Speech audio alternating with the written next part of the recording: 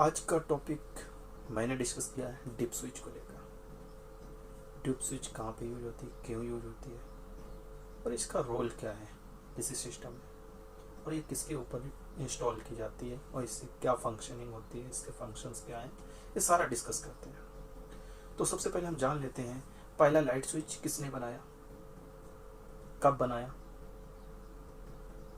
कहाँ पर बनाया। तो बात है 1884 में जॉन हानरी द्वारा पहली बार आविष्कार किया गया light switch quick break mechanism नामक तकनीक पर काम करता था। इसके बाद फिर होता है हमारा, जब टेक्नोलॉजी आगे बढ़ती है फिर होता है पीसीबी का दौर आता है 1903।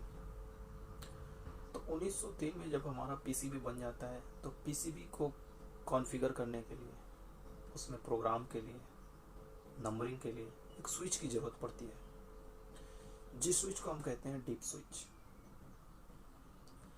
डीप स्विच एक ऐसा मैकेनिज्म है। डीप स्विच का फुल फॉर्म पहले जान लीजिएगा। डीप स्विच होता है dual inline package. Dual inline package deep switch का फुल फॉर्म होता है। ये उपयोगकर्ताओं के लिए विभिन्न सेटिंग या ऑपरेटिंग मोड के बीच इलेक्ट्रॉनिक डिवाइस को जल्दी से जल्दी प्री कॉन्फ़िगर या टॉगल करने की अनुमति देता है। अरे बहुत जल्दी ये कॉन्फ़िगर करता है किसी भी चीज़ को, जैसे एक्टिवेट किया डीप स्विच को, अप डाउन किया ऑन ऑफ, ये तुरंत अपने कॉन्फ़िगरेशन को, मतलब सर्चिंग इतना नहीं लेता, टाइम नहीं लेता। जिस चीज़ को मतलब नंबरिंग किया तुरंत चेंज कर दिया इसने, तो इसलिए इसका इस्तेमाल कर देता है। ये इलेक्ट्रॉनिक डिवाइस है, जल्दी कॉन्फ़िगर होने के लिए इसे इस्तेमाल किया जाता है। तो डीप स्विच, मेरा तो काम है फायर अलार्म के अकॉर्डिंग वीडियो बनाना, तो मैं आपको बताता हूँ फायर अलार्म में कई सारे सिस्टम हैं जिनमें डीप स्विच की ज़रूरत पड़ती है। किसी में हैंड प्रोक की, किसी में डीप स्विच की। तो जिसमें हैंड प्रोक यानी सॉफ्टवेयर से जिसमें होता है हमारा नंबरिंग, डिवाइस का नंबरिंग, उसमें एक हैंड प्रोक की ज़रूरत पड़ती है। जो हार्डवेयर से हमारा प्रोग्राम होता है, हार्डवेयर प्रोग्रामिंग जिसे को बोलते हैं। सॉफ्टवेयर प्रोग्रामिंग हो गया जो लैपटॉप से किया गया। डीप स्विच का यूज, दरअसल देखो, डीप स्विच हमारा जो होता है वो एक तरफ से हम समझे वो प्रोग्रामिंग स्विच होती है।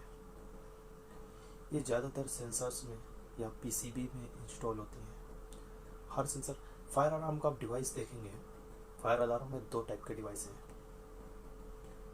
एक तो कन्वेंशनल है, एक एड्रेसबल है। एड्रेसबल में दो हैं, एक हैंड प्रोक से होगा यानी सॉफ्टवेयर होगा।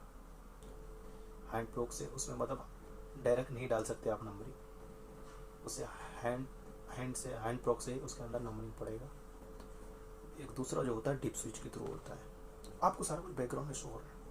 तो उस डीप स्विच को नंबरिंग के लिए हम ज़्यादातर यूज करते हैं। तो ज़्यादातर सिंप्लेक्स हो गया, हमारा नोटिफायर हो गया, इन सब सिस्टम के डिवाइसों में नंबरिंग सिस्टम है। पर जो HT3 का है वो हैंड प्रोक से होता है, हुचकी का है वो हैंड प्रोक से होता है। और भी काफ़ी सारी कंपनीज के डिवाइसेस हैं जिनको हैंड प्रोक से हम करते हैं, या एक बार इंस्टॉल करके हम पैनल में ही जाके अपने लैपटॉप से उसके सॉफ्टवेयर से उसको नंबरिंग दे देते हैं। तो ये है। तो डीप स्विच का सर्वप्रथम उपयोग सेटिंग से ऑपरेटिंग मोड की इलेक्ट्रॉनिक डिवाइस को जल्दी से ऑपरेटिंग करने या कॉन्फ़िगर या टॉगल करने की अनुमति देने के लिए किया जाता है। तो डीप स्विच का यही काम है। बाकी इसमें से कुछ चीज़ आपको नहीं समझ आया तो कमेंट करिए, मैं आपको और अच्छे से एक्सप्लेन करूँगा डीप स्विच के बारे में। और फायर अलार्म के रिलेटेड हमारी जो वीडियोस हैं उनको जाके ज़रूर देखें ताकि उनसे अपनी नॉलेज बढ़ेगी।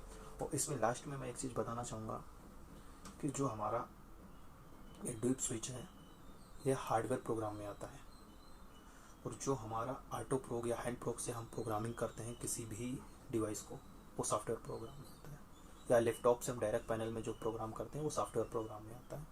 जो हैंड से हम डिवाइस को नंबरिंग देते हैं डीप स्विच के जरिए, 1 2 4 8 ऐसे करके नंबरिंग होता है, उसको फिर हम कैलकुलेट करके नंबरिंग देते हैं 1 2 3 4 5 8 6 इस तरह से जो भी नंबर हम देते हैं।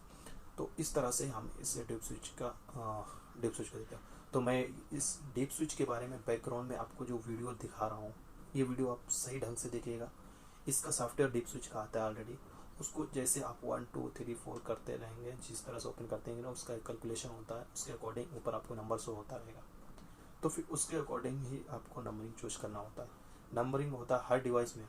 और आपको सिंपल एक बात बताता चलूँ कि जो हमारा HT3 है या सिंप्लेक्स है, कोई भी सिस्टम है, ज़्यादातर हम यूज करते हैं डिवाइस 125, HT3 125। टोटल हम 250 डिवाइस ही यूज कर सकते हैं एक लूप में। किसी भी पैनल कहो पर कार्ड पर डिपेंड होता है। ज़्यादातर 250 डिवाइस है एक लूप कार्ड में। 250 डिवाइस हम इंस्टॉल कर सकते हैं विथ मॉड्यूल। एक्स्ट्रा कुछ भी नहीं उसमें हम इंस्टॉल कर सकते हैं।